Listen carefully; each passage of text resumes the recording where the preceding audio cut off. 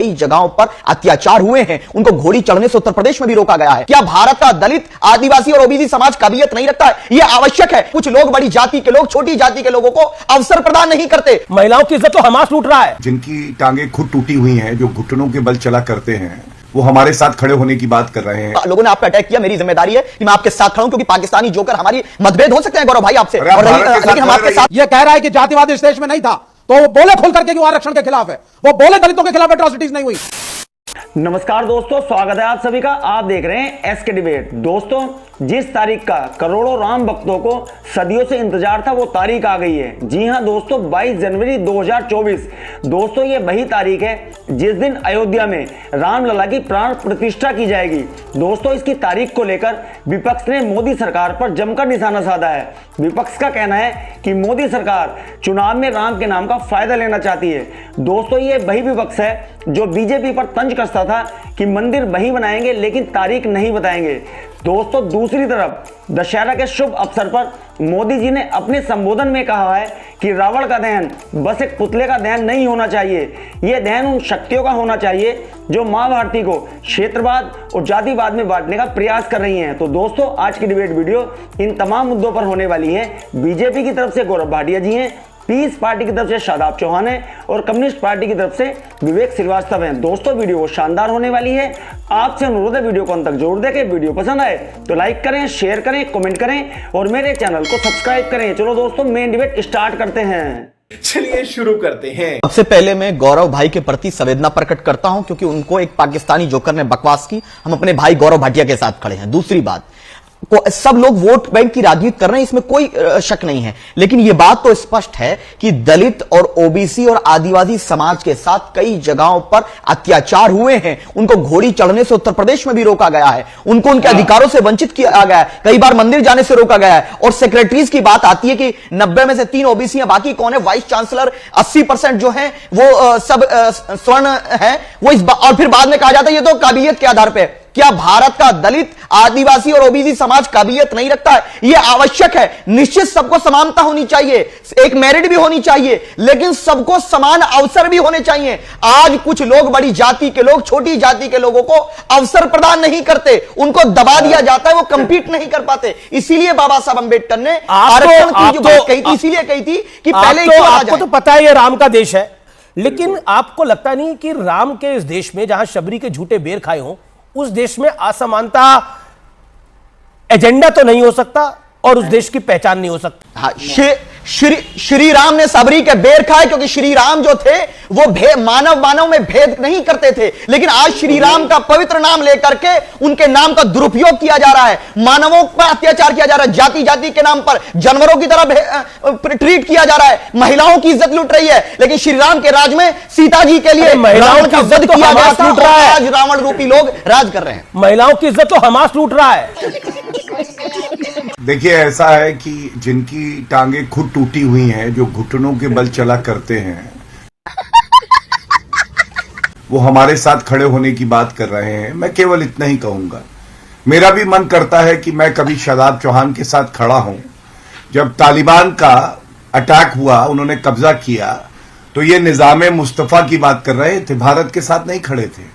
और मुझे अच्छा लगता कि ये कहते कि गलत है तालिबान, हमास गलत है, तो मैं भी कहता कि मैं अपने छोटे भाई शादाब चौहान के साथ खड़ा हूं।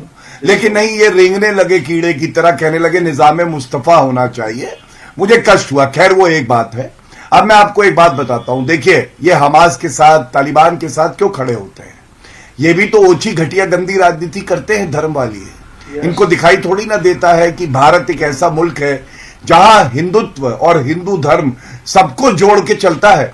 56 ऐसे मुल्क हैं अमीर जी जहां इस्लाम बहुसंख्यक लोग हैं और वहां पे इस्लामिक मुल्क बोला जाता है, और जहां ये माइनॉरिटी में है वहां कहते हैं कि निरपेक्षता अच्छी है। एक चिट्ठी जरा लिखे यहाँ के शादाब चौहान जैसे शादाब चौहान आपका जवाब जरूरी हो जाता है। शादाब रिप्लाई आप भी बदल जाइए। देखिए गौरव भाई, मैं आप तो आपको बड़ा भाई कहूंगा, जो कहना करिए। लोगों ने आप पे अटैक किया, मेरी जिम्मेदारी है कि मैं आपके साथ खड़ा हूं, क्योंकि पाकिस्तानी जोकर हमारी मतभेद हो सकते हैं गौरव भाई आपसे, और लेकिन हम आपके साथ खड़े क्योंकि पाकिस्तानी जोकर ने बकवास की। और मैंने कभी, सुनिए गौरव भाई, मैंने कभी भी तालिबान के मसले में भारत सरकार के स्टैंड के खिलाफ नहीं कहा। भारत सरकार तालिबान के साथ कोऑर्डिनेट कर रही है, नहीं कर रही है। दोहा की पीस डील में हम शामिल थे या नहीं थे? जो भारत का स्टैंड है वो हमारा स्टैंड है फॉरेन पॉलिसी में। फलस्तीन पर जो भारत सरकार का स्टैंड है वो हमारा स्टैंड है। तालिबान पर जो भारत सरकार का स्टैंड है वो हमारा स्टैंड है।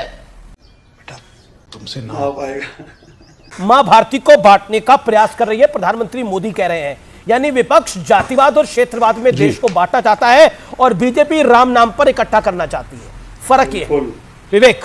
नहीं, बिल्कुल देखिए, हम भी नहीं चाहते कि जातिवाद हो देश में। कोई नहीं चाहता है, कोई पार्टी नहीं चाहती है, कोई नागरिक नहीं चाहता है कि जातिवाद फैले, लोग जातियों के आधार पर लड़ें। लेकिन दूसरी सच्चाई है कि सैकड़ों वर्षों से इस देश में पिछड़े रहे हैं, दलित रहे हैं, बैकवर्ड रहे हैं, दबाए गए हैं, उपेक्षित रहे हैं। एक गिलास पानी का नहीं मिलेगा उनको पीने के लिए आपके घर में। यह कल्चर रहा है इस देश का। अनेकों ग्रंथों में बिल्कुल नहीं कल्चर रहा है। नहीं विवेक जी, मैं आपसे डिफर करता हूं। बिल्कुल इस देश का कल्चर नहीं रहा है। इस देश का कल्चर रहा है, राम ने शबरी के झूठे बेर खाए हैं, वानरों की सेना बनाई है और एक ब्राह्मण रावण का वध किया है क्योंकि उसने स्त्री हरण कहा था। यह इस देश का कल्चर है। इस देश का कल्चर है वासुदेव कृष्ण का सबसे गहरा मित्र, वासुदेव कृष्ण का सबसे गहरा मित्र एग्री नहीं करते। गरीब व्यक्ति था। हमारे हिसाब से जातिवाद समस्या रही है, हमारे हिसाब से जातिवाद समस्या रही है। आपके हिसाब से नहीं रही है तो ना रही हो। अगर आप या यहां पे बैठे बीजेपी के प्रवक्ता या कोई भी आदमी ये कह रहा है कि जातिवाद इस देश में नहीं था, तो वो बोले खुल करके कि वो आरक्षण के खिलाफ है। वो बोले दलितों के खिलाफ एट्रोसिटीज नहीं हुई। वो बोले दलितों को मंदिरों में जाने से नहीं रोका गया। वो बोले कि पूजा कराने का अधिकार सिर्फ ब्राह्मणों का है या नहीं है। बताए इस बारे में। चड्ढा समझाओ, इसे समझाओ। बीते 5-6 सालों में आपसे भी कई बार पूछा गया कि रामलला हम आएंगे, मंदिर वहीं बनाएंगे, लेकिन तिथि नहीं बताएंगे, तारीख नहीं बताएंगे। लेकिन तारीख आ गई है 22 जनवरी। भारत के लिए स्वर्णिम युग की शुरुआत हो रही है और ये कहना आज गलत नहीं होगा भावुक होके कि मोदी जी हैं तो मुमकिन है। मोदी जी है। बहुत यातनाएं हम लोगों ने झेली हैं, बहुत व्यंग कसे गए, लेकिन अब वो दिन आ गया है अमीश जी जिसका इंतजार हर हिंदू को था। और ये कहना गलत नहीं होगा, ये दृढ़ संकल्प था भारतीय जनता पार्टी का, जिसने बार बार मैनिफेस्टो में डाला, संघर्ष किया। 4 प्रदेश की सरकारें न्यौछावर कर दी कि भव्य राम मंदिर आएगा। और मोदी जी की ताकत इसी से देखी जा सकती है, किस तरह से भारत में ही नहीं, अयोध्या में नहीं, मिडिल ईस्ट में जहां इस्लामिक मुल्क है अब मंदिर बन रहे हैं।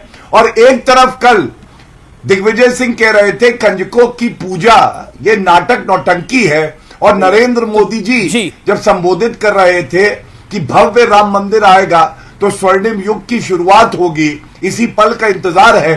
तो भारत में आ रहा है, चुनावी साल है, तरह से गौरवान्वित। आपको कैसा महसूस हो रहा है? खुश है? चुनावी साल है साहब।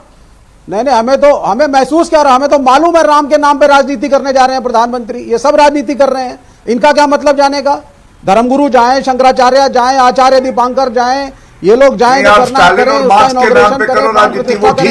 प्राइम मिनिस्टर का क्या लेना देना है सेकुलर देश के वहां जाने के?